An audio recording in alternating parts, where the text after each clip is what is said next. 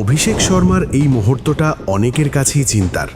3টে ইনিংস, 3 বার ডাক, সোশ্যাল মিডিয়ায় ট্রোল, সমালোচনা সবই চলছে।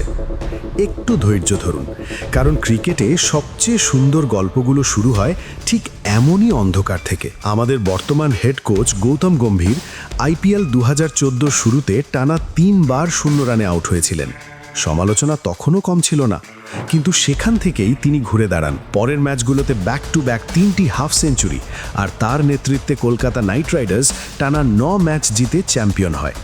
এটাই ক্রিকেট, আজ জিরো, কাল হিরো। এবার আসি অভিষেক শর্মার কথায়। টি20 ফরম্যাটে ওর স্ট্রাইক রেট সাধারণত 190 থেকে 200-র আশেপাশে থাকে।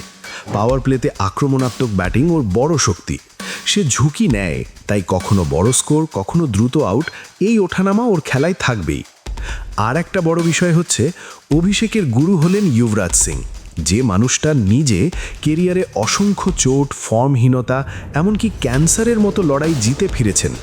যুবরাজের ট্রেনিং মানেই মেন্টাল টাফনেস, মানে পড়ে গেলে আবার উঠে দাঁড়ানো। তো ভাবুন, একদিকে কোচ হিসেবে গম্ভীর, যিনি নিজে একই পরিস্থিতি পার করেছেন, অন্যদিকে মেন্টর হিসেবে যুবরাজ, যিনি লড়াইকে জীবন বানিয়েছেন। এই কম্বিনেশন থাকলে কি কামব্যাক অসম্ভব? দর্শক হিসেবে আমাদের কাজ কি? আজ যদি আমরা শুধু সমালোচনা করি, কাল যখন সে 70-80 রান করবে, তখন কি আমরা বলবো আমরা তো জানতাম সে পারবে? ক্রিকেটে ফর্ম সাময়িক, ক্লাস স্থায়ী। অভিষেক এখন শেখার পর্যায়ে আছে। 3টে ডাক তার গল্পের শেষ না, হয়তো এটা তার কামব্যাক স্টোরির শুরু। কখনো কখনো নায়কের জন্ম হয় সমালোচনার আগুনেই। সমালোচনার আগুন জ্বলে উঠেছে, এখন দেখার অভিষেক ছাই হবে না সেই আগুন থেকেই ফিনিক্স হয়ে উঠবে।